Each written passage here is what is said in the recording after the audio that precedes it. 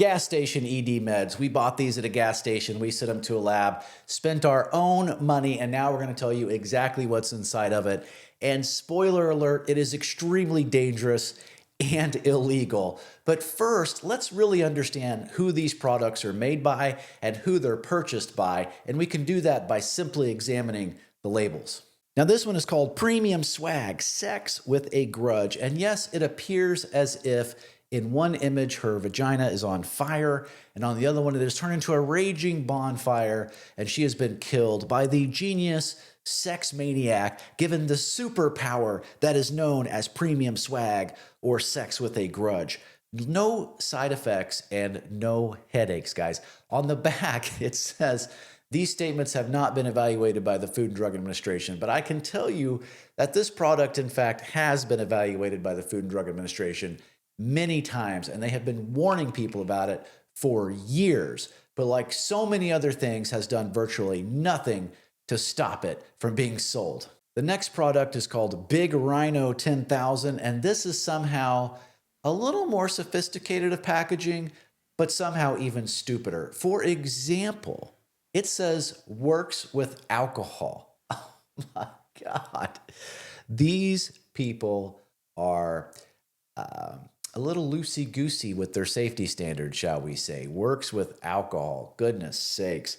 Time, size, and stamina. On the back, it says things like maximize in length, width, and stamina, experience rock-hard erections, guaranteed enhancement, amazing increase in thickness.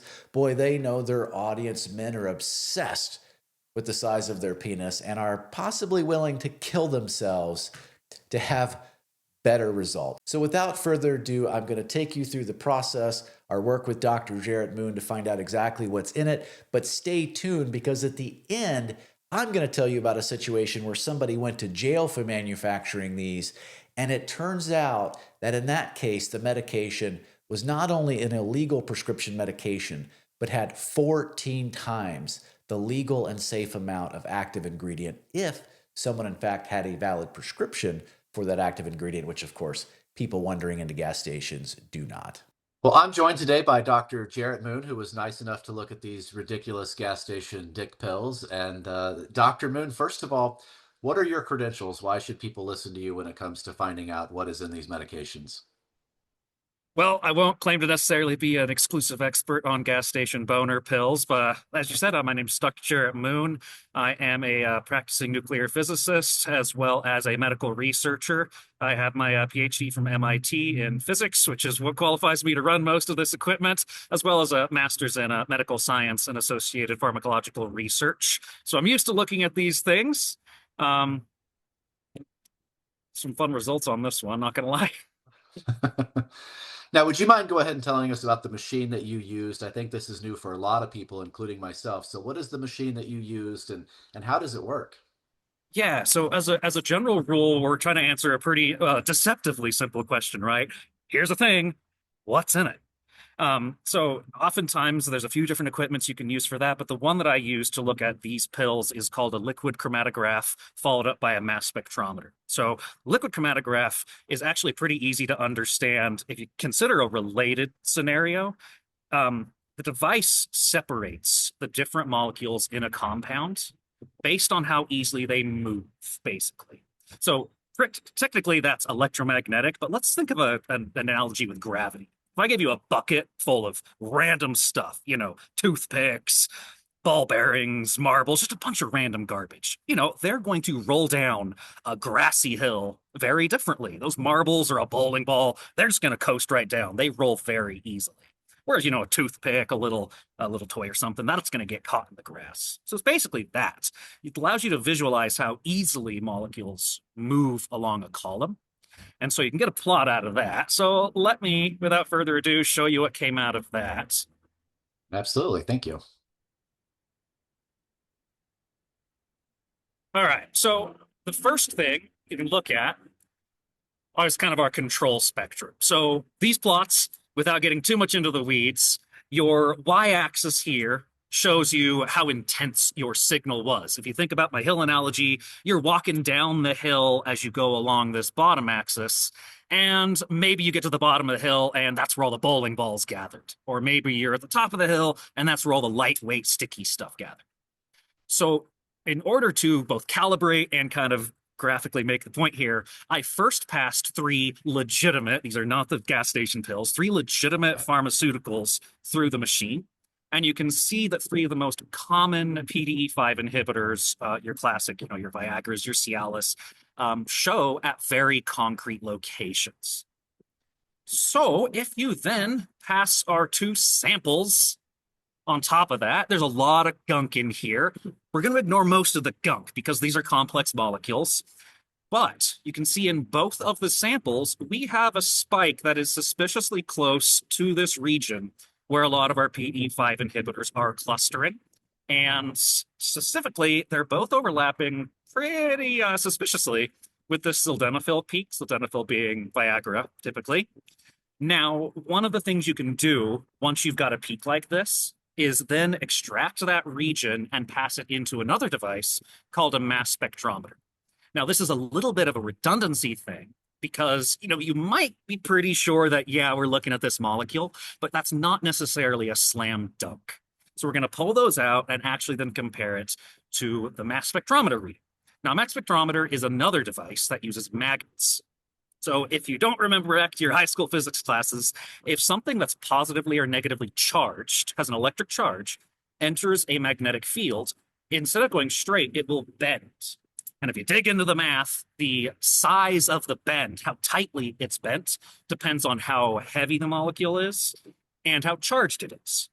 So for instance, if we actually looked at a sildenafil molecule here, the whole thing weighs a certain amount and it'll have a certain charge if you strip some electrons off.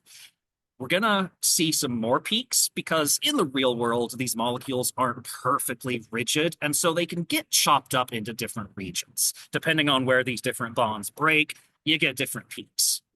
So again, looking at just a sildenafil, again, a Viagra molecule, you get this messy looking thing where these big spikes over to the side are basically the mass divided by charge where the whole molecule hasn't fallen apart.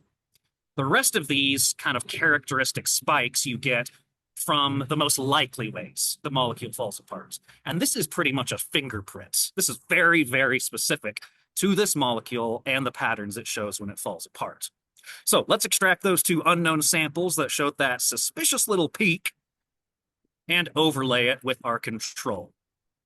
So those are the stars, and you can see, I won't bore you with the math if you care. The chi-squared is absurd, but by eye, this is also a pretty concrete case. This molecule is sildenafil almost certainly, and it is present in both of these over-the-counter samples alongside a bunch of other contaminants as well that I didn't dig into. But this prescription drug is present in both of these samples in a fairly significant quantity, to be honest. That's amazing, Dr. Moon. So you found sildenafil. Did you find anything else in these? So I did, in both of them, identify a variety of non-complex molecules that appear to be heavy metals. Unfortunately, based on some external research that I've been doing, as well as some FDA reports, that's actually a pretty common contaminant in these unregulated products. Personally, if you were to ask me what I'm most worried about, I don't necessarily have a prescription for this prescription drug that is over the counter here. And I also do not have control over its dosing. And I don't know if you've ever accidentally taken one of these pills and ended up with a raging headache for 3 days. Not exactly what you're hoping when you take these things. Things can go wrong. So as a general rule, this is not a safe product. I'm just going to come out and say that. This is a little bit, frankly, alarming. When you sent me these, I thought they might be kind of an interesting product. Oh, I'm curious if I'm going to see a spike on this. Yeah, that came out and holy crap, that's not a small spike. That is substantially adulterated, both of them. Well, thank you so much, Dr. Moon. I really appreciate your time. Yeah, absolutely. Stay safe out there. Get your bed help legally, shall we say, legally and safely.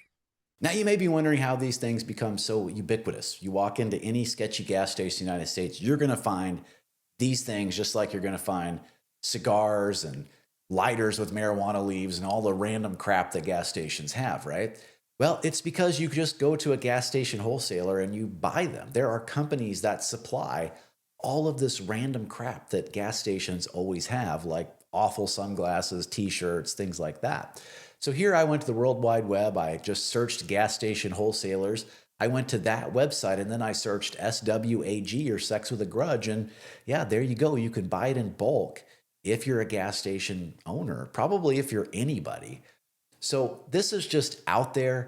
The FDA keeps warning about it, and then the Justice Department does essentially nothing to stop it, except in a couple of cases. There's a fellow named John Sell Lee who was actually charged by the Department of Justice, and he actually ended up spending some time in prison. He was importing tadalafil from China, and he made over 5 million pills sold as herbal supplements that were illegal ED medications. And here's the important thing, guys, and here's why you should possibly like this video, share this video. Let's get this message out there.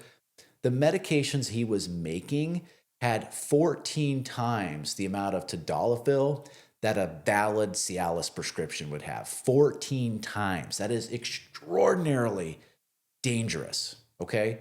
And these packages say things on them like work for days. Yeah, they probably do, quite frankly, because of crap like that, but that is extraordinarily dangerous. Here's what you have to understand. Things that are designed, manufactured, and sold by criminals, they do not care at all about your health or safety. They don't care if you live or if you die, if you have a stroke, none of it. They're only interested in money. They are criminals.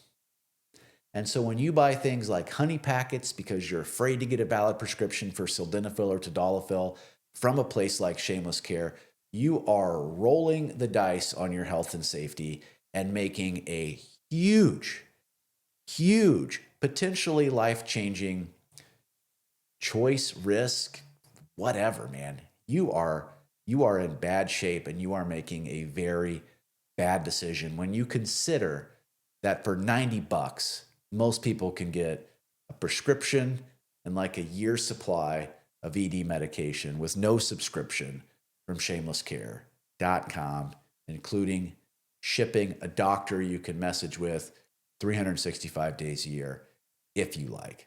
All right, I'm Robert from Shameless Care. Thank you so much. We'll talk soon.